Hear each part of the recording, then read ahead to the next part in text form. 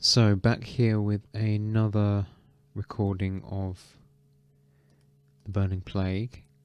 What I've done in the meantime is take a look more carefully at the rules for healing, because I did them wrong basically. I've just done a calculation of dice rolls and everything to sort of redo the process outside of recording, but I'll explain how it's working. So if a character is on minus figures but is stable, then what happens to them next depends on whether they've been healed or if they're being looked after, or if not. For the sake of argument, I've just said that all of the characters are counting as though they've been healed, that they're being taken care of by Rinya. And so if that is the case, each character will have a 10% chance to regain consciousness per hour, which, if they do that, then they go to 0 hit points because they're considered disabled again. And then they start, and then they can regain hit points at the normal level as well. So I rolled every hour to see who regained consciousness. Valdis did after 1 hour, Fenton and Gothram after 2 hours, and it wasn't until after 12 hours that Yerrick regained consciousness, which was a little bit annoying because if he had regained consciousness earlier, then it would have solved a lot of problems. So after 12 hours, Yerrick regains consciousness and he casts his spells. I've used the decisions that I made previously and kept with those. So that was 4 hit points for himself, 4 hit points for Akihito, and 1 to Fenton, Gothram, and Valdis. So what that equates to is that after 12 hours, not however many days that it was previously, Gothram is on 1 hit point, Yerrick is on 4, because remember you get to 0 hit points when you regain consciousness. So his 4 hit points are bringing him up to 4. Fenton and Valdis both have 1. And Akihito, he gets 4 cast on him, but he was at -3. So he goes up to 1. So as it stands after 12 hours, these are the hit points that everybody has. What I decided was that they would have a full day's rest in the room to do another sort of 1 hit points of healing, and if that was the case, then the saves for the disease would be required again. Now, what I thought was that Gothram, Valdis, and Yerrick had the disease. I can't remember if that's correct or not. But if now Yerrick is conscious, and with Gothram as his assistant, he can do treat disease using the heal check. So when anybody needs to make a fortitude save against the disease, then they can use his result instead. Now I see there's nothing written there that says that you can't do treat disease on yourself. That could be wrong because it's implied in some of the other things like treating injuries. You can't provide yourself care. But I'm doing it like this until I find something that says that you're not allowed to do it like this. And thinking about it, I think it's likely that you can't do it to yourself, but it would then become a case of like Gothram and Rinya. Gothram would do the heal check for Yerrick with Rinya's assistance. Yerrick would do the check on Gothram with Rinya's assistance, and so on. So for simplicity, we're saying that Gothram is going to aid another for Yerrick, which he passed all 3 of them. So Yerrick was getting an additional +2 on his heal checks, and his heal is 8. So he was getting a +10 bonus. So all checks were passed for disease. So where that leaves us with in comparison to last time, and again, I could have done something else wrong because I did the first time. So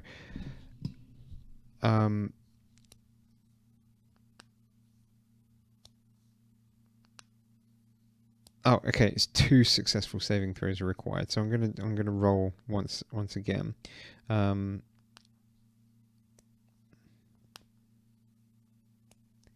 So what it does actually do to the... It's a temporary ability loss of 1d4 con once per day afterwards. And I think the only 2 that were affected lost 1 con. So basically all we just need to do is 1 more successful check, probably the following day. So they haven't lost any more constitution, but they are still infected. So we'll mark them again. And if they make their save the following day, then they will be cured. So that's how it stands. So a full day's rest is going to be required, and they'll stay in this room to do that. So everyone will get their spells back. I'm going to, I think,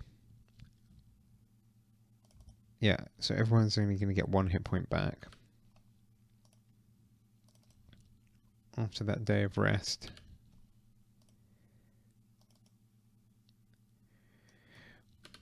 Which leaves us in a situation where it is possible to continue the adventure, albeit dangerous.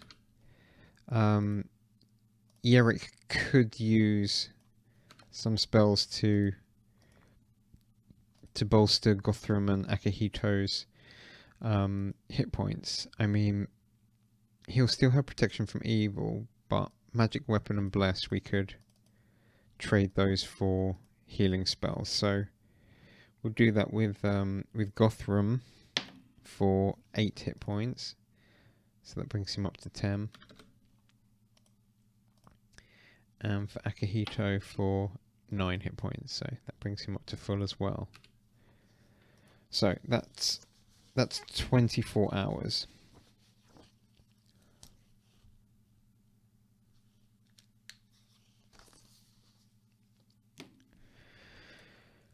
And I think that they're going to loot the room. I'm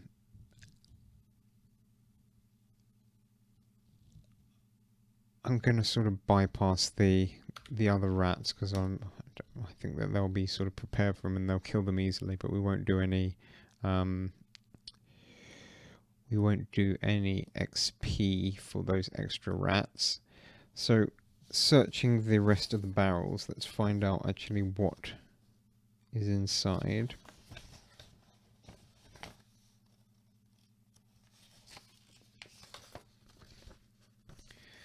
So barrel 1 contains a cask of high quality wine.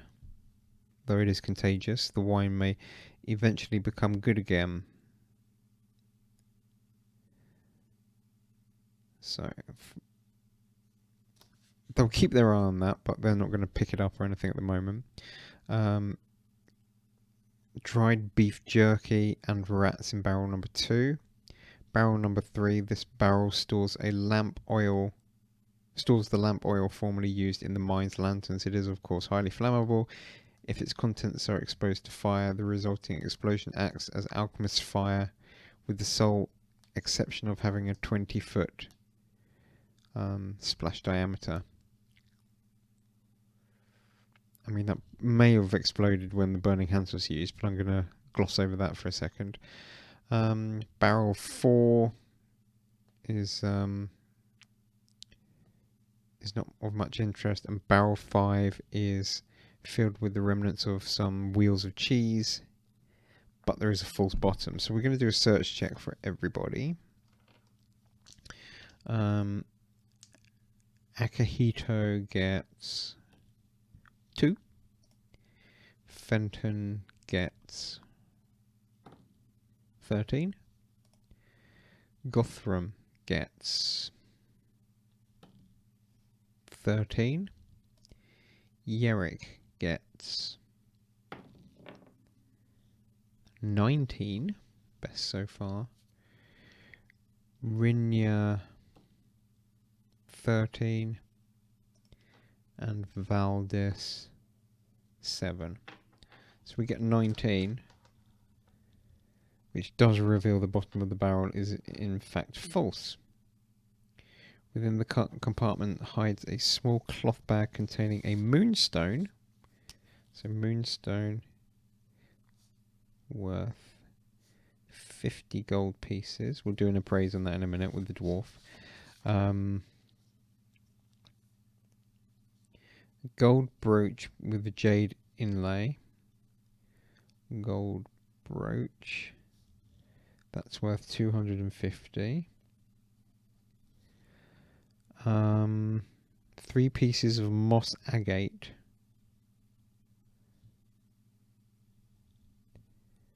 Which are worth 10 each. Additionally, the bag holds 24 gold pieces.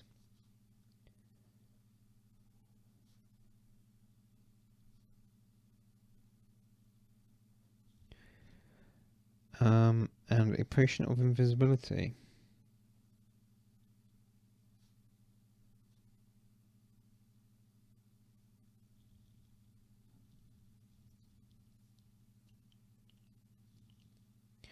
Right, so now we're going to do the appraise checks again, because the dwarf will do that sort of instantly. And with the help of Rhynja. So, Rhynja will help out first then. Do his checks because he's got appraise and he's got +3 on it. So, he fails the first one, succeeds the second one, succeeds the third one. So now Gothram for the Moonstone. He gets a 22 for the... Oh, we're 24 because we're saying that he gets +2 bonus for being a dwarf. For the gold brooch, he rolls another 20. So it's 26 because he gets help from Rhynja. And he rolls a 7, +4 is 11, +2 is 13. So, if we go back to... We were saying the DC was like 15 for the gems. So he passes the first 2 but fails the last one. So, the failure means roll 2d6 +3. That's 8 +3, 11.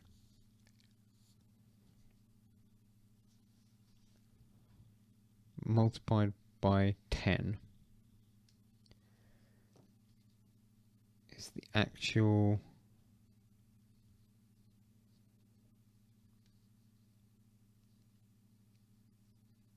multiply the actual value by that percentage and that tells you the value for the item.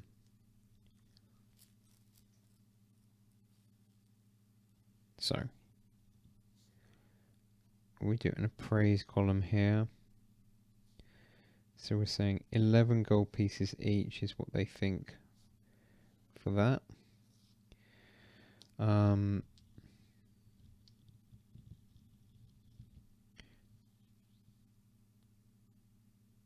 Right, and then failure.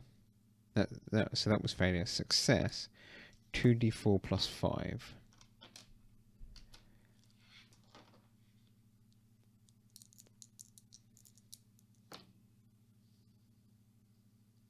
Uh-oh. Right, so I rolled 8. So we're guessing 130 for the Moonstone.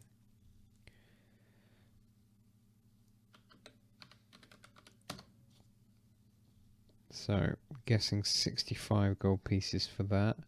And the gold brooch, 6 + 5 is 110. So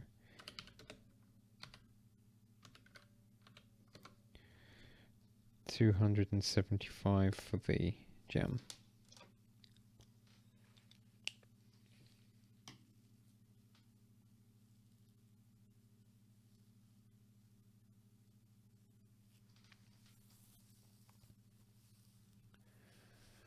Right.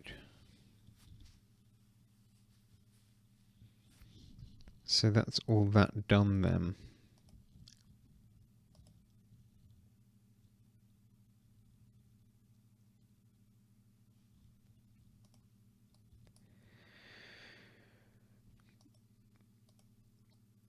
Right, they'll continue exploring the cavern. Rinya is going to cast Mage Armor on himself.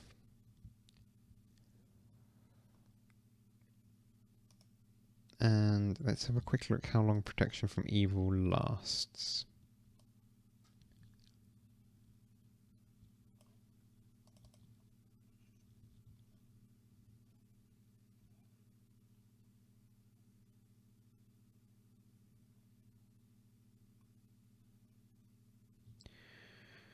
Protection from evil. It's 1 minute per level, so it's just for a combat then. Right. They're going to have to use up another. Well, in fact, they can use the barrel for their lanterns. So we'll go back into the previous marching order, which was Gothram at the front, just ahead of the lamplight. Valdis was sort of like just on the edge of the lamplight. And then I think it was like Akihito, Fenton, and Rinya, something like that.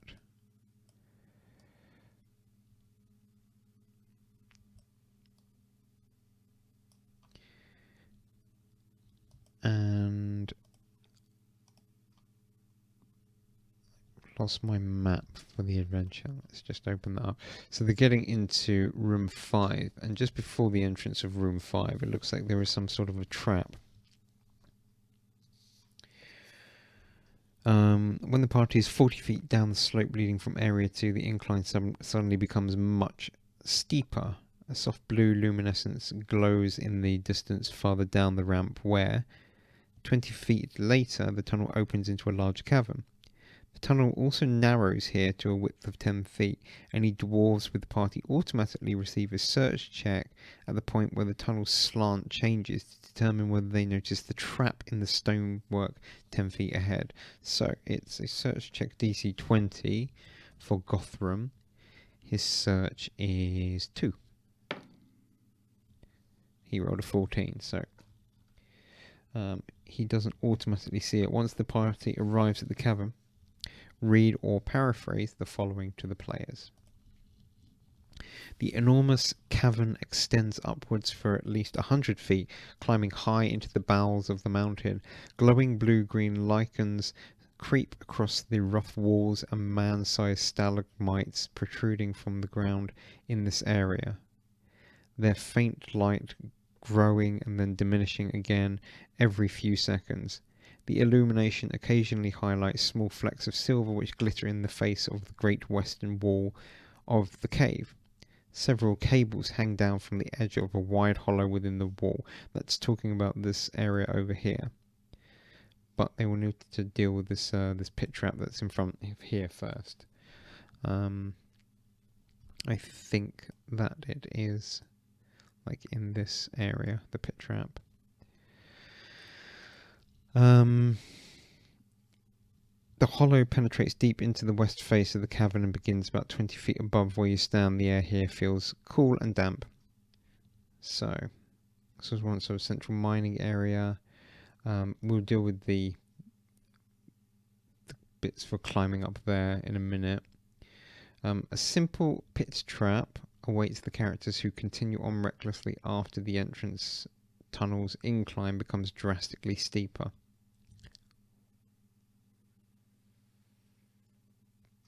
This is like fairly badly written in terms of trying to follow this this map, I would say. Yeah, the trap is indicated as being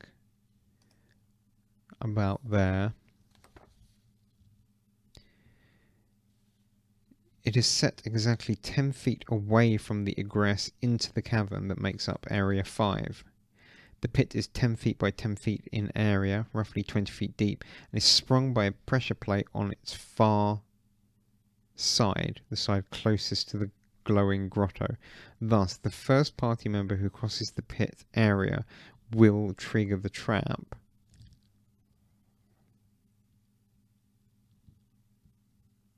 Anyone behind him or within the trap's area of effect will risk falling into the trap. The pit is empty.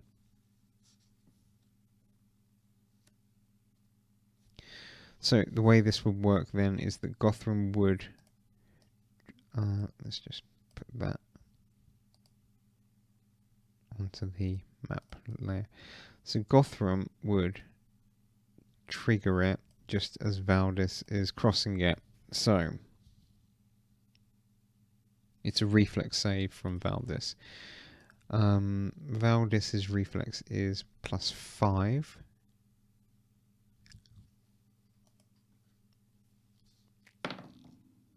He rolls a 2. So it means that he falls in, takes 2d6 points of damage.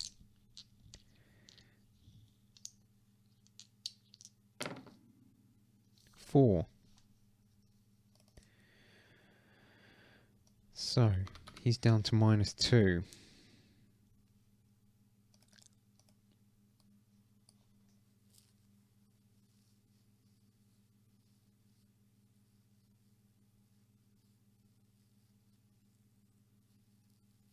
So the pit trap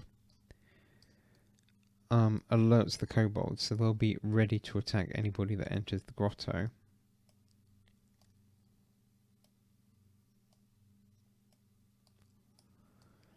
And the rest of the party are going to have to sort of scramble to the assistance of Valdis.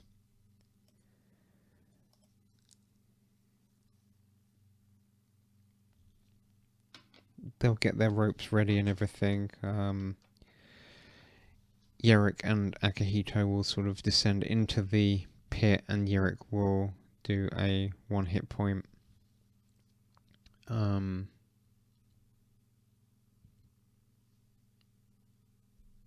1 hit point cure on Valdis. So he will expend his... I suppose he could expend 2, like detect magic and read magic and light, let's say. So the 1 hit point will bring him to 0 essentially, and then he'll be on 1 from 2 cure minor wounds, and they'll eventually climb out.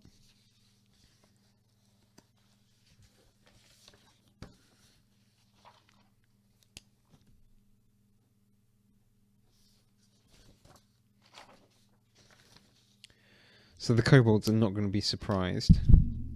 Everyone's going to need to jump across, although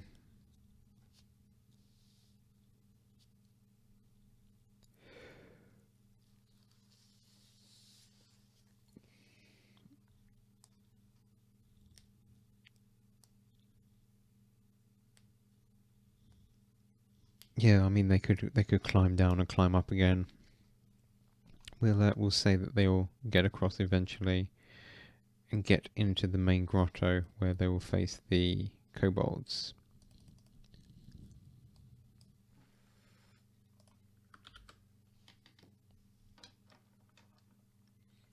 So let's roll some initiative then.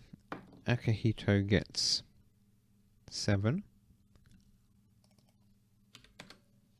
Fenton gets 2. Gothram gets 16.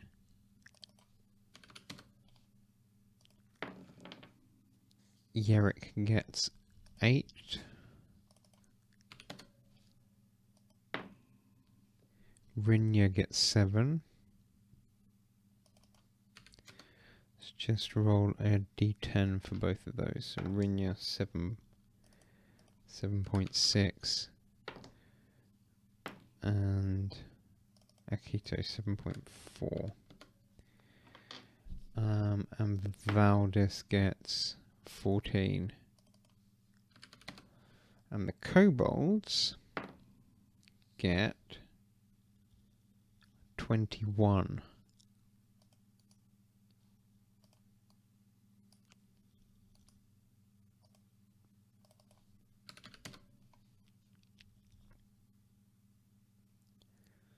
But then we've got also another guy here. This is Madoc. He has 11 hit points. And his initiative is 1, so he gets 13.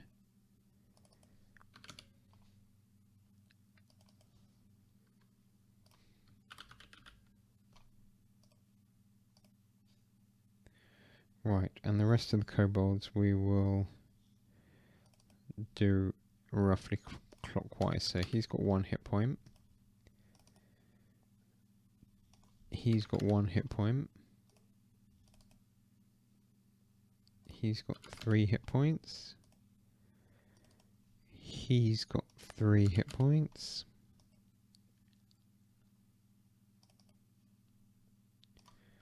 Two. 1.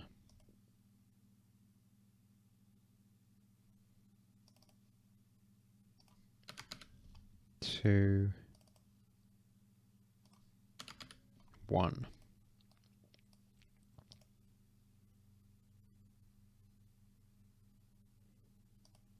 Oh, what did I can't remember what I rolled for Madoc now. It's 4 plus 1, so he's on 5.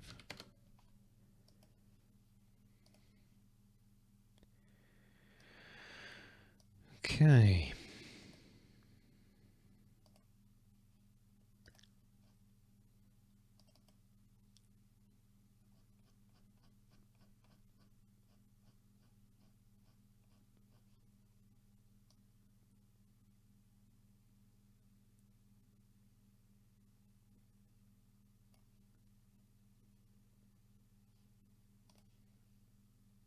In fact, they've only got 20. Not that it makes much difference. Right, let's have a quick read then. The desperate Madoc orders his troops to launch volley after volley of crossbow bolts at the party. He also risks sending a kobold to the ledge's edge to cut the ropes leading down to the cabin floor if the party seem interested in climbing up to engage the melee. If the party seems overwhelmed by the kobold missile fire, point out the man-sized stalagmites on the ground offer excellent up to total cover from the hail of crossbow bolts. It is recommended that the DM refer to the climb rules on blah blah blah blah blah blah blah blah blah. Note that Madoc is open to negotiation, particularly if he feels his warband is seriously outmatched by the PCs. If the tide turns against the kobolds, or if the battle turns into a standoff with the PCs refusing to emerge from cover perhaps, Madoc attempts to parley with the adventurers, hoping to offer them the wealth of the demon further down the mountain in exchange for leaving the warband unmolested. Right, so we'll say that there is these 4 here. These ones are sort of further back. And Madoc is going to stand at the back here.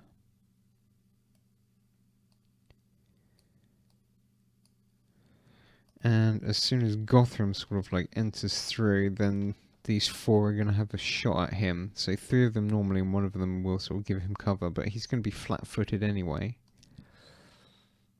His flat-footed is 13.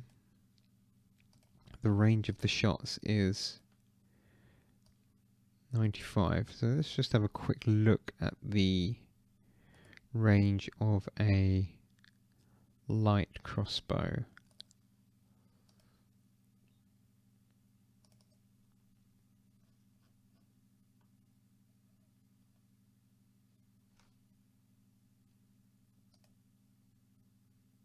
Alright, 1 second. Right, light crossbow range is 80 feet. So they're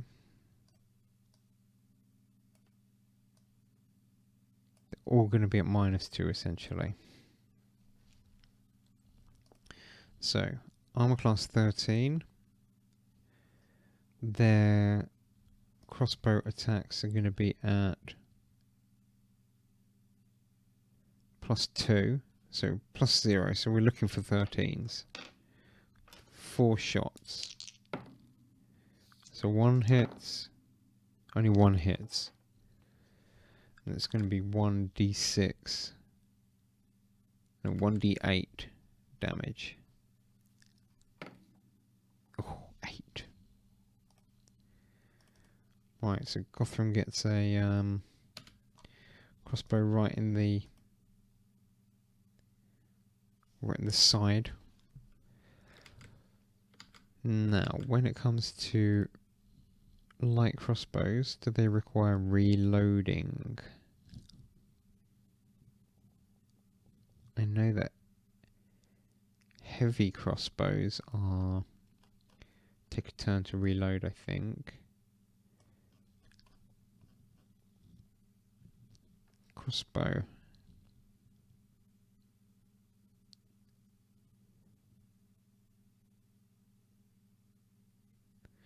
Light crossbow requires 2 hands to use regardless of the user's side. Loading a light crossbow is a move action. A small or larger creature can shoot but not load the light crossbow with 1 hand.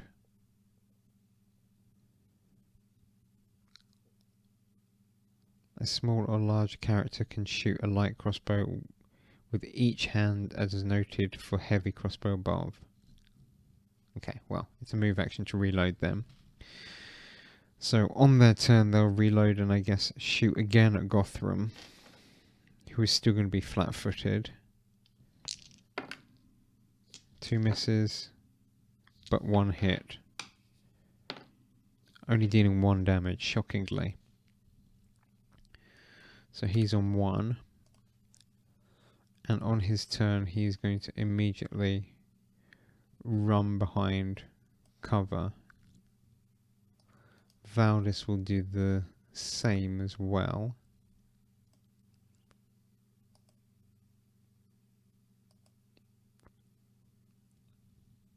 And Yerrick, I guess he will sort of get into cover over here. Now Valdis wouldn't really be able to... Oh no, we're saying that there's a soft glow throughout the whole of this room, so they would be able to see basically. Rinya, what is he going to do?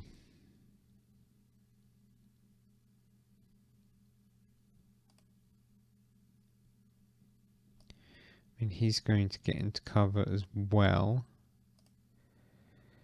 And Akihito...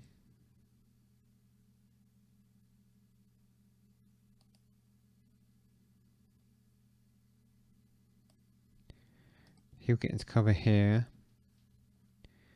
And Fenton will stand behind. Madoc,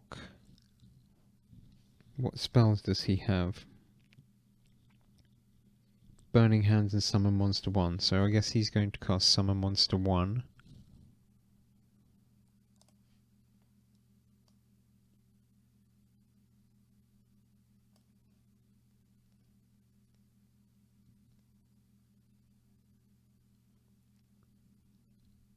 And I guess a Fiendish Dire Rat.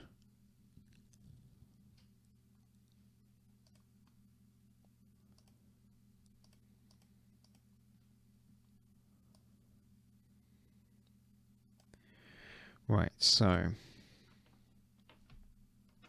it's one full round action to cast, which means it appears next turn. And the range is 25 feet. Plus 5 per 2 levels, so 30 feet.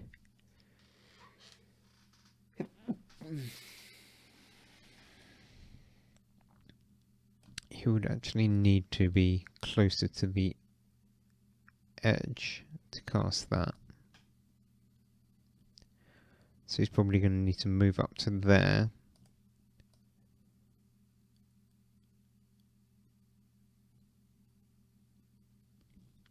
It's a 20-foot drop as well, I think.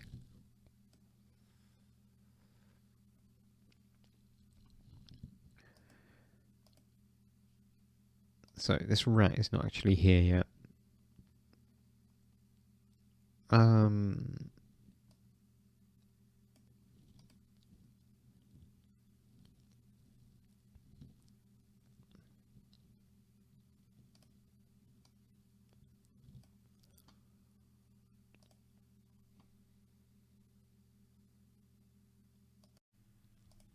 The way it's looking at the moment, this might end up being somewhat of a stalemate. But the characters will try and take some pot shots. Gothram, I guess, will switch to... Does he have a bow? He does have a long bow. So I guess he's going to sort of go to the edge here. And he'll be able to see one of the kobolds. With a longbow, I think he's perfectly in range. I think they've got a 100-foot range. I can quickly double check that though. Let's have a look. Longbow, 100-foot range. Yeah. So, well, he will actually. His turn is going to be like switching his weapons as would Valdis's turn as well. Yerrick,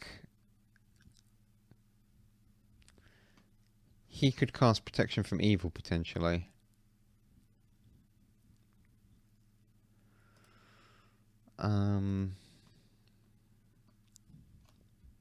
Let's see, what is the range and everything with that? Protection from Evil, creature touched. Oh, it's only affecting one creature.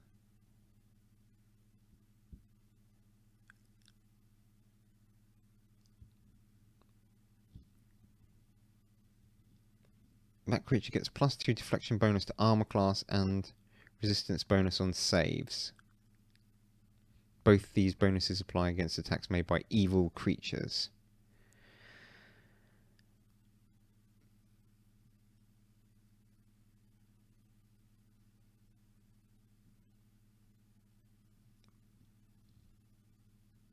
Well, what's his armor class? Because I mean, it's 17. He could sort of, well, the problem is with climbing up this 20-foot slope here, or cliff here. He doesn't have a ranged weapon. He's not going to... Well, I mean... He doesn't... Yeah. So he's only got the heavy mace. He's got that one protection from evil spell. Both of these spells I think he cast already. And he's cast 2 of these, so he's only got detect magic left. Therefore... I mean, he can't do much at the moment, apart from sort of wait a little bit. Rinya is going to sort of move up with his longbow and sort of try and... I'm going to give him some cover from attacks. And he's going to try and shoot at this one here. He has +4 on his attack roll. He rolled a 20. And then an 8. So it's not going to be a critical hit, but it's going to be 8 damage. So that's going to kill that kobold.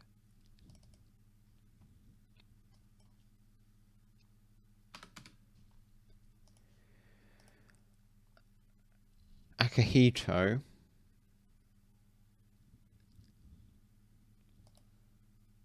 He's maybe going to...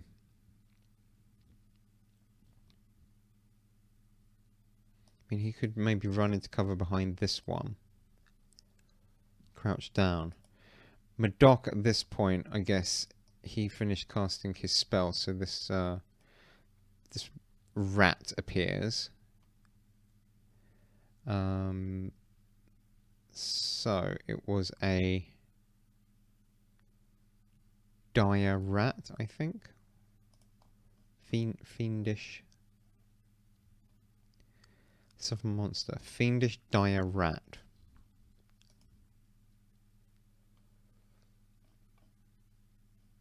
Let's try and find the fiendish dire rat.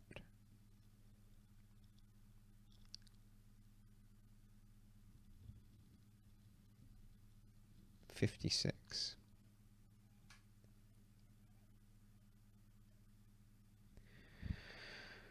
I need to know what fiendish does as well. Let's quickly search for that.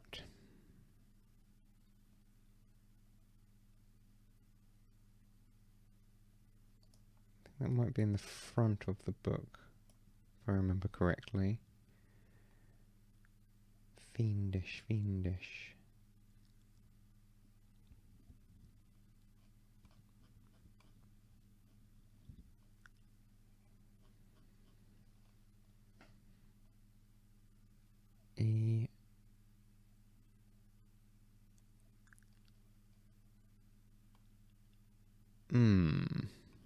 Now I can't remember.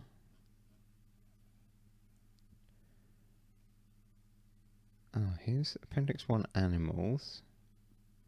Vermin. Fiendish. Here we go. Fiendish creature retains all the special attacks of the base creature and also gains Smite Good. Once per day, the creature can make a normal attack to deal additional damage equal to its hit dice total against a good foe. There you go. It gains Dark Vision, Cold and Fire resistance of 5. Damage reduction, none.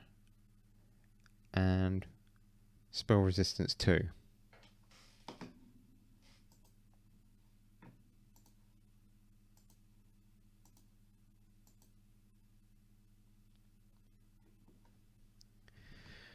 So it's smite damage for, I think it's only 1 extra damage. It's let's go back to our dire rat creature.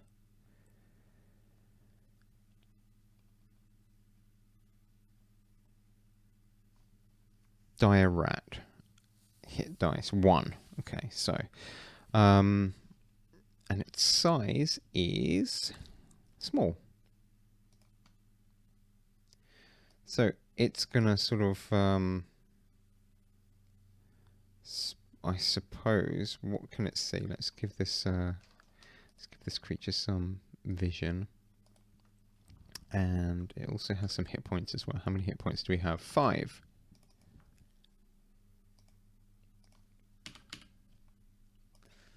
And this is going to last for how many rounds? 1 round per level. It's a level 2 sorcerer, so there's only 2 rounds of this. The speed of the dire rat is 40.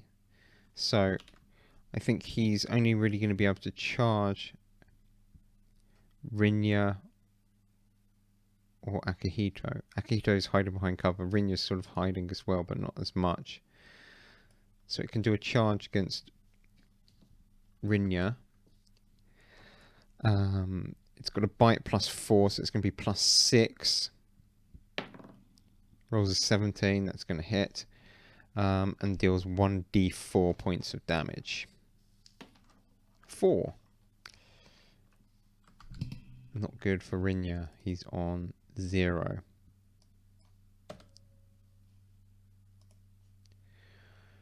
Okay, Fenton. I guess he can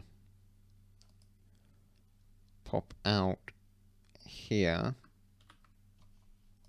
Oh, we've got to make sure that this one is dead. And he'll be able to throw a dagger at the rat. He gets +3. He rolled a 2, so useless. Right, the kobolds. I guess some of them will step forward. Send this one to the back. And let's see who they can shoot out. This creature doesn't have vision.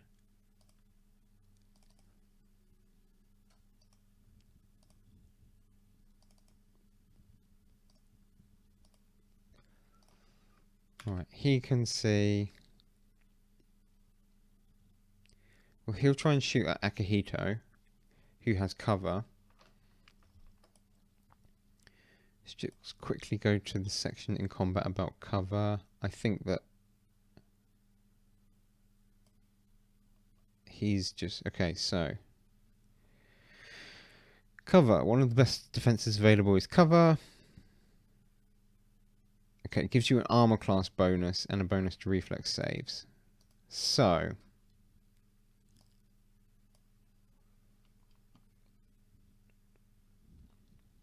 One quarter is standing behind a 3-foot high wall. One half is fighting from around a corner or a tree standing in an open window behind a creature of the same size. That's +4.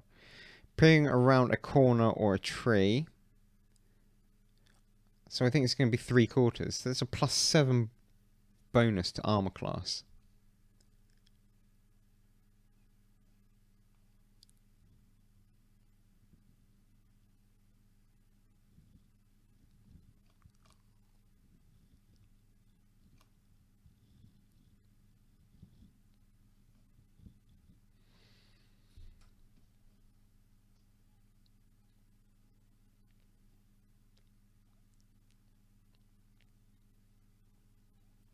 Okay.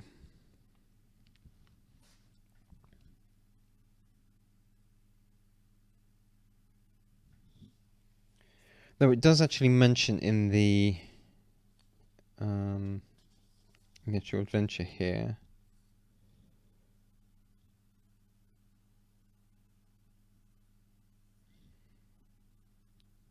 Yeah. The stalagmites on the ground offer up excellent up to total cover. So I think 3/4 is fine. So that's +7 armor class,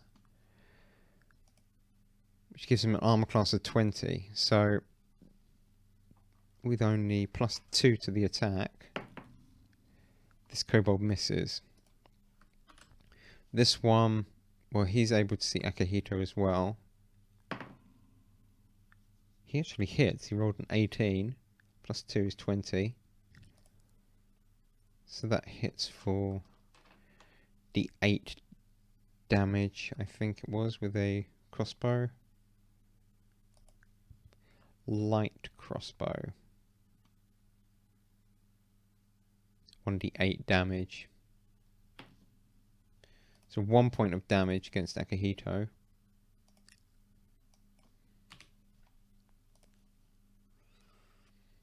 And this kobold here, well, he can shoot at Akihito as well, but he completely misses.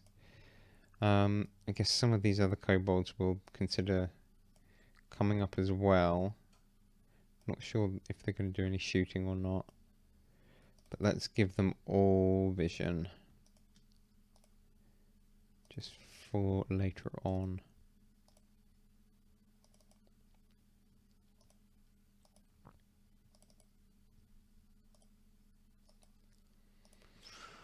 Right, Gothram is now armed with his bow. He's going to take a shot at this one over here. Oops. Drop that on the floor. Let's try again. Right, he rolled 15 +4, 18. I think that's going to hit.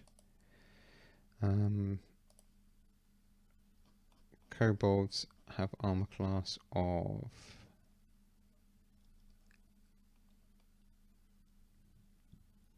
15. Fine. So he hits for 1d8 damage against this kobold. 2 damage, but that's enough.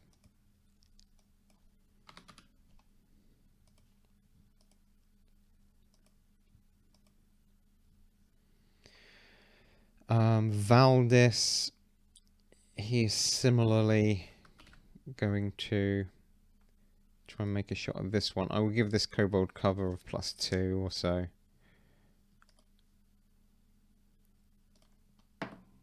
Oh, rolled a 20. Oh, but he's throwing daggers. Is that right? Valdis. No, he's got a short bow. Right, doesn't critical. So normal damage of 1d6. 3 damage. So that's killed off this one as well.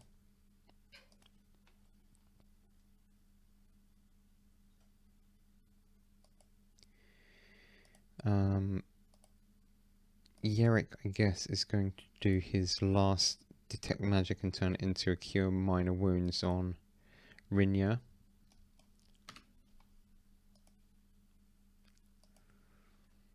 Rinja is going to take a step backwards here and take a shot at the dire rat. He rolls a 12. He also adds 4 for 16. I think that's fine. Go back to our dire rat. Armor class 15, so that hits. And 1d8 damage to the rat. He rolls an 8, so he kills the rat. Akihito, he's still in cover because he's unable to do anything at the moment. Madoc. He's got a crossbow, so I suppose he'll get that out. And, he still needs vision as well.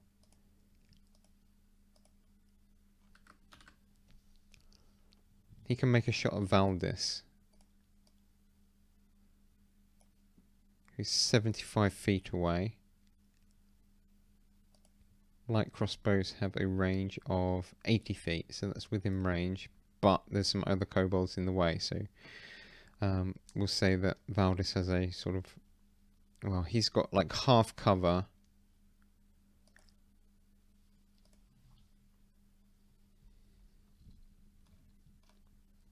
It's giving him +4. We'll just do that for now. So +4 means his armor class is 20. So we need a 17 or more from Madoc. He rolls 15, so it misses.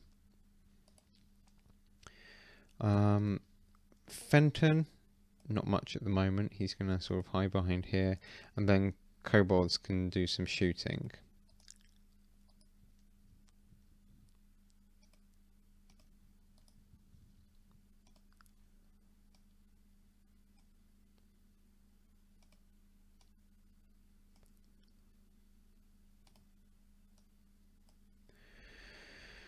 Right, so this one. So we've got an easy target in Rinja here. Slightly easy target in Gothram, and then cover from these other 3. Is that the same case for everybody?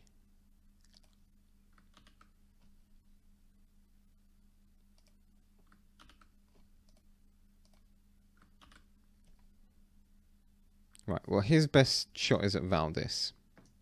Valdis will have +4. So that's a miss.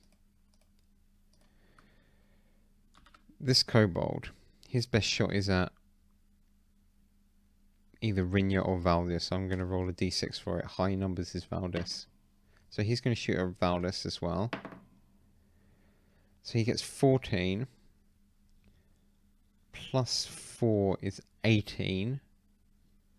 And kobolds have, what was it, to attack? +2. So it's 20 in total, which I think is going to hit, yeah. So it's 1d8 damage to Valdis, so 2 points of damage to Valdis. That brings him on -1.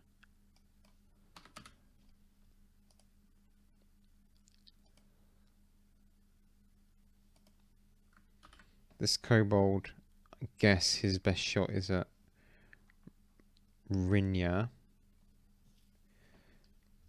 Rinja's armor class is 14. But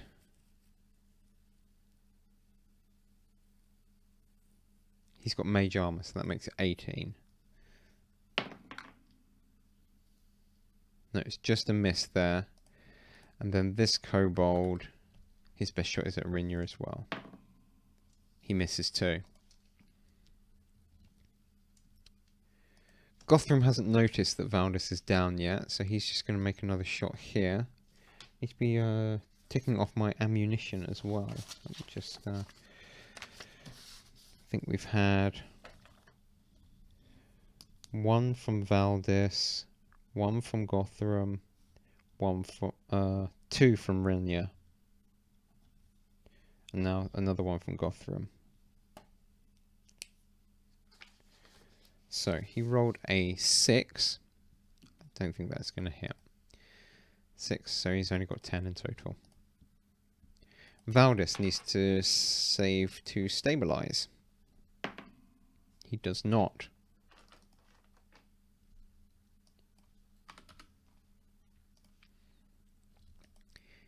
Yerrick would see that Valdis is down, so he will maybe make a run over to here in order to save him. Rinya's going to take a step here to get into cover a little bit more. Maybe here, but he'll be considered as having cover, and he's going to take a shot at one of the kobolds. Say this one. He rolls a 19. I think it's only ×3, the longbow, yeah. So it's going to hit and deal 1d8 damage. He rolls an 8, so that's another dead kobold here.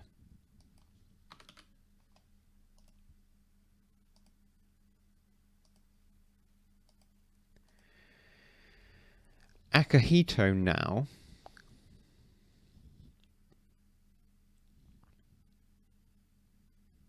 He might still stay there. I mean, he's considering making a rush and sort of scaling the wall, but I think it's a bit too dangerous still. Madoc, he can take a shot at Akihito. I think that's going to be a hit. Although Akihito, he has like, what would we say, +7. So he's got 20. That's still going to hit. 5 damage.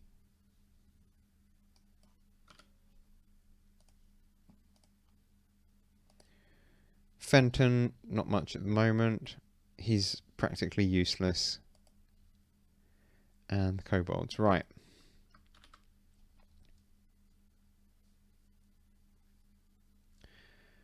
We'll roll a d3 for each of them. So 1 or 2 is Rinya, 3 or 4 is Akihito, 5 or 6 is Gothram.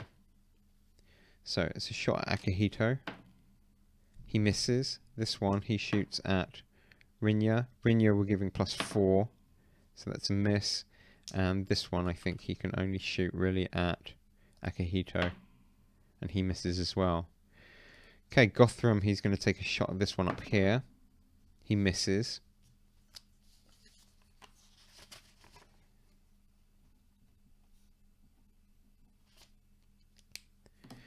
Valdis needs to try and stabilize. He does not.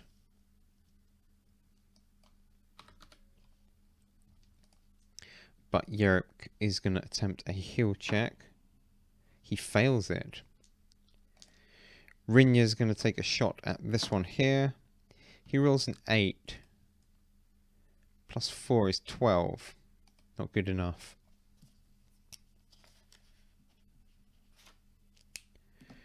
And Akihito still waiting there. Madoc will shoot at Akihito again.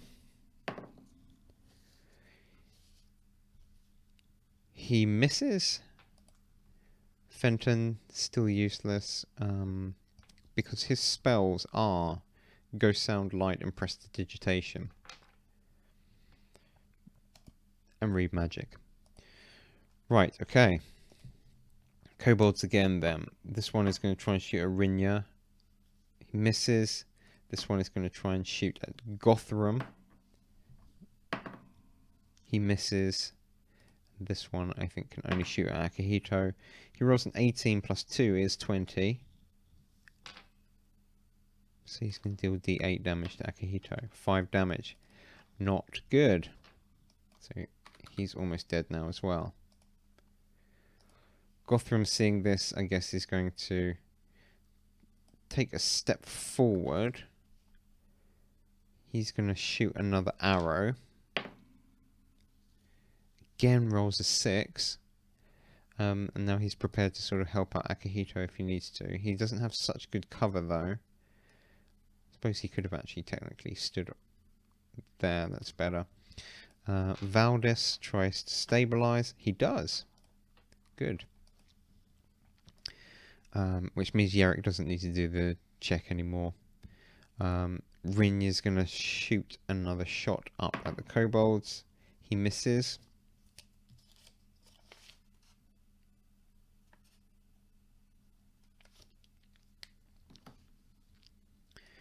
Akihito will try and stabilize. He does not. So he's on -3.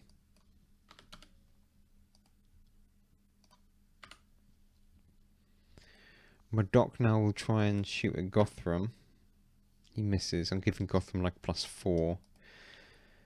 Fenton still can't do very much either. So we're back to the normal kobolds. Does this one have sight on anybody? Because he can just about get to Gothram.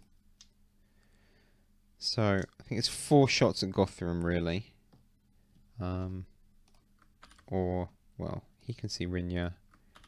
He can see Rinya. Right, 1 shot at Rinya, which misses, and 3 shots at Gothram. One of them looks like it's going to hit. Yep. 7 damage. This is looking very bad. So Gothram will try and stabilize. He does not.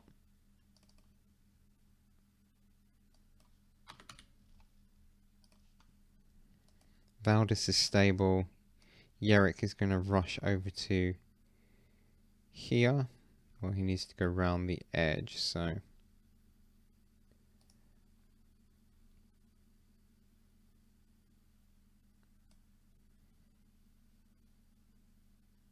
he'll have half cover, I'll say. Rinya will take another shot. Misses.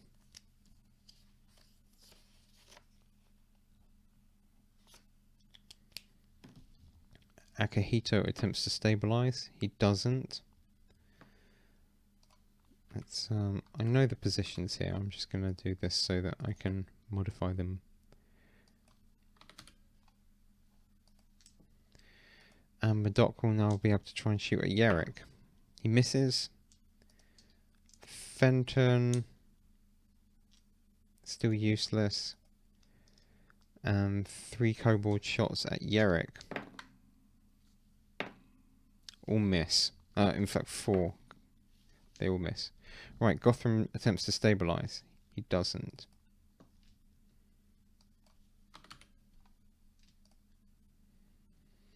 Yerrick's going to try a heal check on Gothram. He manages to stabilize him. Rinya's going to take a shot with his arrow. He finally hits one of the kobolds for 2 damage. Let's just roll a dice to see which one he hit. So it's this bottom one.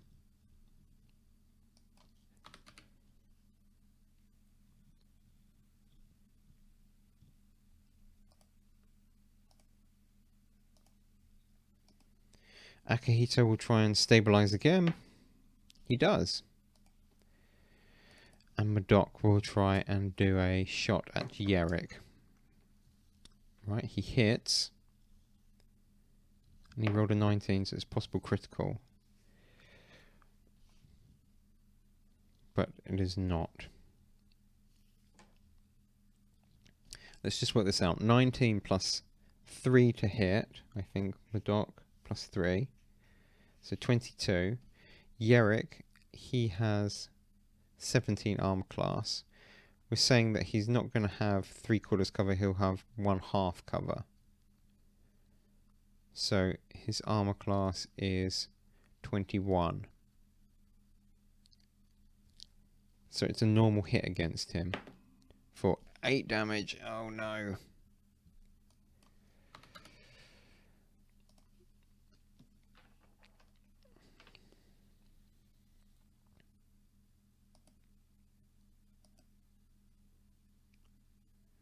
It's going to be 2 shots at Rinya here.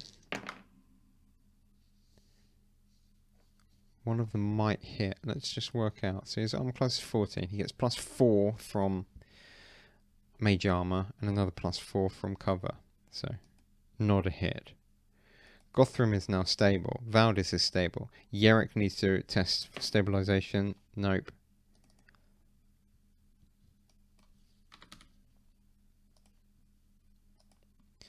Rinya will try and shoot another. He rolled a 13.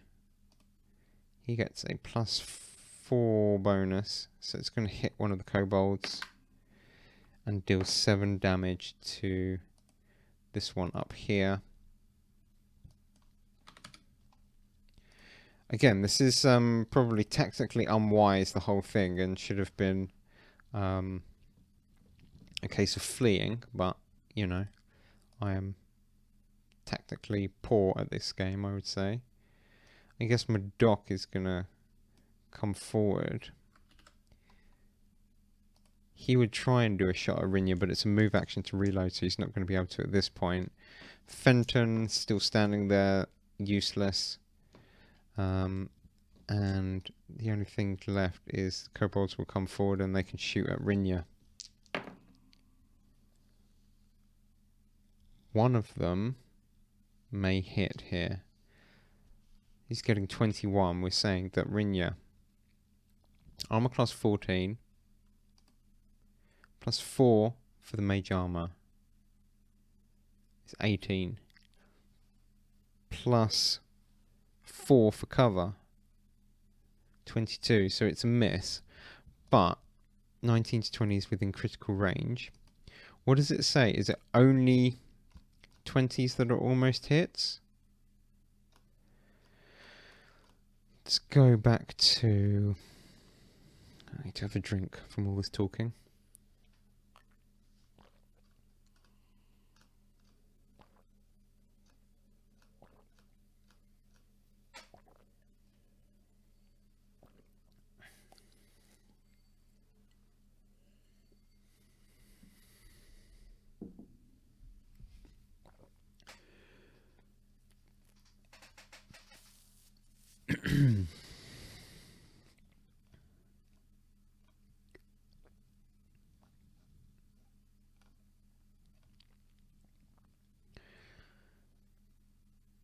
Right, it doesn't say it there in the attack roll.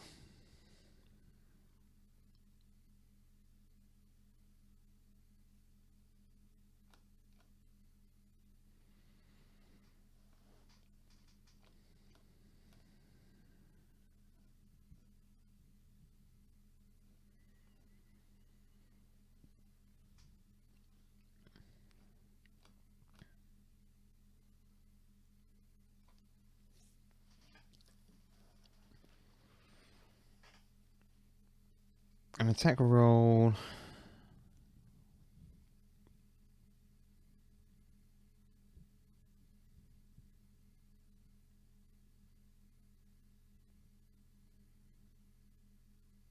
A natural 1 is always a miss, and a natural 20 is always a hit. Right.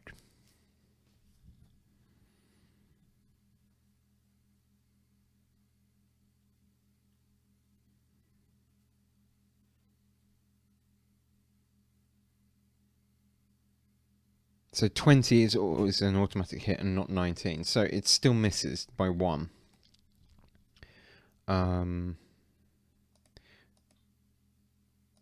Yerrick needs to try and save. He's on -5.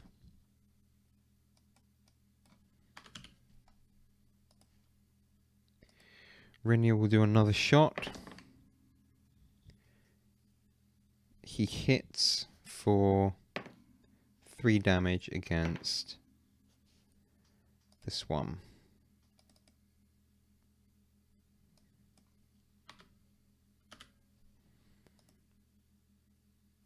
And at this point, maybe Madoc will try and parley.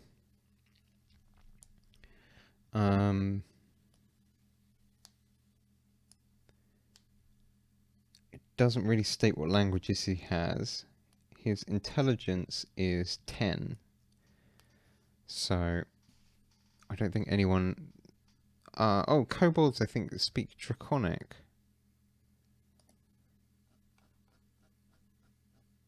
Let's have a quick look.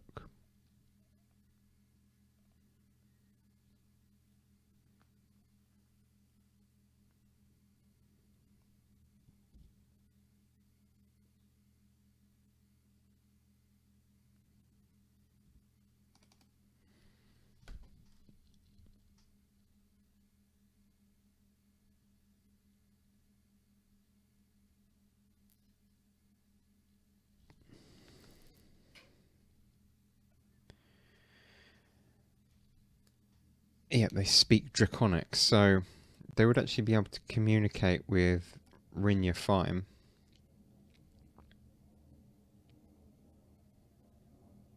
I think. Where do we have the languages? Yeah, Draconic. We'll try and do a diplomacy check between Rinja and Madoc. Madoc's charisma is 14, so he gets a +2 bonus. So he rolls an 8. Rinja, he rolls a 16. So after some negotiation, we'll do another... While they're negotiating, Fenton will run out to try and help Yerrick. Does he have heal at all? +1. Oh, he makes it. Good. Right. So Yerrick has been stabilized. Rinja and so Rinja spends some time negotiating with the kobold, and eventually they come to agreement that they'll peaceably exit.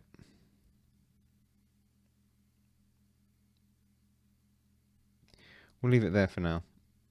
I would say this is disastrous. Combat tactics, I need to work out, and I think there's something about the limitation of the tactical movement on the board is one element of it. Another is that, I mean, the characters probably should have fled and come up with some sort of plan. But deciding how encounters go so that they just don't turn up into slogfests like this are something I need to consider. I'm going to leave it there and decide what to do on the next time.